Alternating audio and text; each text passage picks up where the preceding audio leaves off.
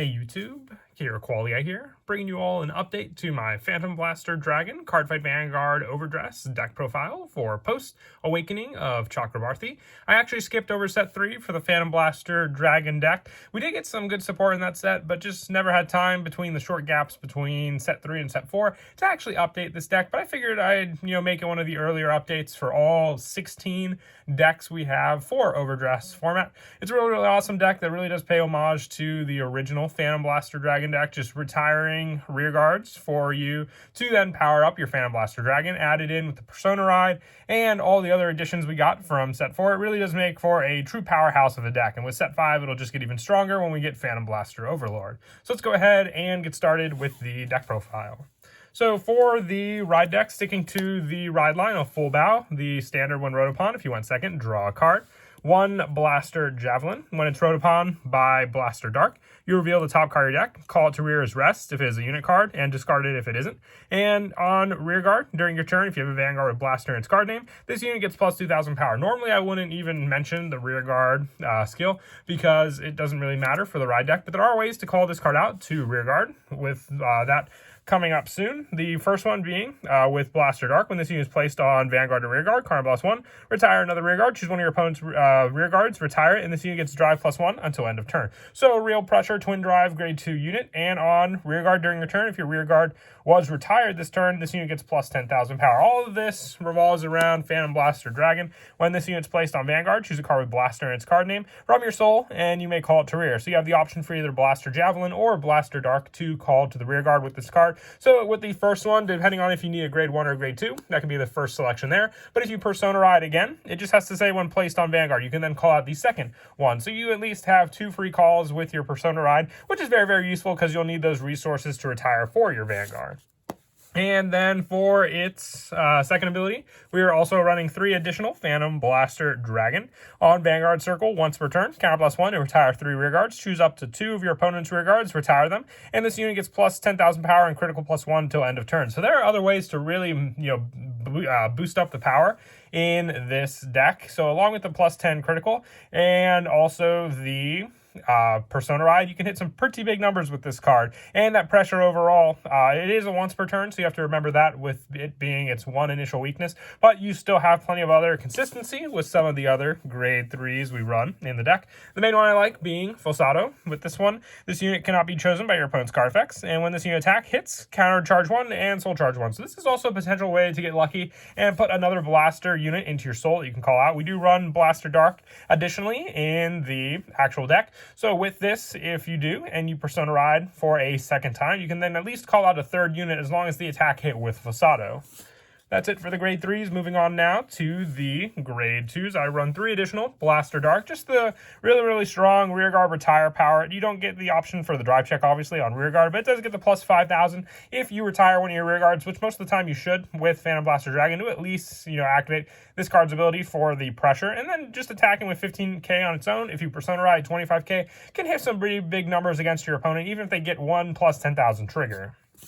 For some of the other grade 2s, I'm still running 2 of the Darkness Maiden Maka. When this unit is placed on rear guard, if you have a Vanguard Blaster in its card name, this unit gets plus 5,000 until end of turn. Then Soul Blast 1 to retire another rear guard. Look at 5 cards from the top of your deck. Choose up to 1 grade 1 or less unit from among them, and call it to rear and shelf your deck. Just an additional way to set up cards on your field for the cost of a Soul Blast. The last one we have is Full Bow, so if you just need that additional Soul Blast, this can be used for it quite easily. It's why I'm only running 2 Maka, just in case you do damage check 1, there's a chance you'll see the other one. For some of the other power-up units, I'm running 2 of the Unnatural Knight Delbaith. During your turn, if 2 or more of your rear guards retired for the cost of your card with Blaster in its card name, this unit gets plus 10,000. Very strong for that plus 10, along with the Persona Ride having a 30,000 power grade 2 on rear guard, and it really doesn't have any costs, so it saves up your counter blasts and your soul blasts. That's it for the grade 2s. We do run a pretty high grade 1 count, but they're very vital for the deck. I run 4 of the Armor Piercing Knight Mugen. When this unit is placed on rear from hand, if you have a Vanguard Blaster in its card name, discard a card from your hand, look at 2 cards from the top of your deck, choose up to 2 unit cards from among them, call them to your rest, and discard the rest. This just sets up way more cards on your field for you to use. Let's say you have a trigger unit. Even though you can retire the trigger unit, being able to at least thin out the deck of some other cards definitely does come in handy for this, being able to give you resources on on the field. Additionally, along with this one card, it can make your whole requirement for Phantom Blaster Dragon, also depending on what you call. And also, for the last of the actual Blaster 4-ofs, I run 4 Witch of Pandering Bruner. If you have a Vanguard with Blaster in its card name, when this unit will be retired for your card's cost, it may be regarded as retiring 2 rear guards. So you need to retire 3 rear guards, but this card is a 4-of because it just takes up 1 of the cost for those rear guards. It's very, very strong in that sense, because if you call out 2 with your Mugen, you can at least have this be one of the cards you call out, and one of the cards that you retire. And even though it's at rest, it's going to be retired anyway, so there's really no point in missing out with those cards being at rest, because anything you call out will eventually be retired. And I also run 3 of the Knight of Desolation, Fiolunuana.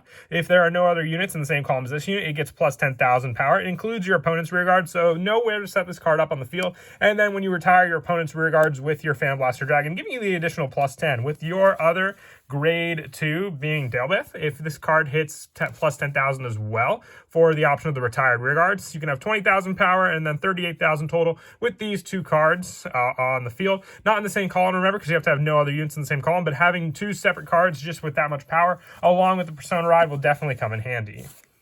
And then for the last of the grade 1s, just running 4 of the Aegis Mare Dragon Sentinel. The best one, just because you can use it for the guard cost, and if you have 1 or less cards in hand, the other one being the Sentinel, it means you don't have to pay the discard cost, being able to save it for another attack your opponent may have. And especially if you block the Vanguard, they get a critical, try to give it to their rear guard, and then you have that option to block without having to discard again. And then for the only orders in the deck, I'm running 2 Blitz orders, Blessing of the Hell Dragon. Choose one of your Vanguards with Blaster in its card name being attacked, and until the end of that battle, it gets plus 15,000 power. Choose one of your rear guards, and you may retire it. If you do that, Vanguard gets plus 15,000 power, making it plus 30,000 in total for a 43,000 block against your opponent. Remember, Blitz orders have to be activated on your opponent's turn, but that is usually enough to block most attacks, if not having a little more addition for those blocks with this card adds for that increased power you can use. I would say the only thing that would really happen if your opponent Persona Road, they get all their triggers and chose to give them all to Vanguard, or they get an over trigger would be the only time those attacks normally go through. And then as for the trigger lineup, I'm running the 7 criticals. So 4 of the Blade Feather Dragon, just a put into soul plus 2,000 option for some of your units. And 3 of the Knight of Heavenly Hammer Gargants. I would just say it's one of the more fitting ones for the Phantom Blaster Dragon deck. There's really none that pay particular homage to the Blaster units. Maybe we'll see them in set 5, since they do have the actual critical limitation per deck. And I also run 4 of the draw triggers. I don't have the new one in here, but I would definitely run the +5 shield draw trigger as a substitute for your plays. It just helps with the draw consistency to have the cards in your hand. I just, like I said, traded them away to my buddy who was building Bastion. So when I get them, I will definitely add them into the deck. And then lastly, 4 of the heals being the Circling Sorceress. Just, I would say, the most fitting one for the Phantom Blaster Dragon deck we have. And lastly, the 1 over trigger, which is Light Dragon Deity of Honors Amartanoa. Another strong one, giving drive checks to all of your rear guards.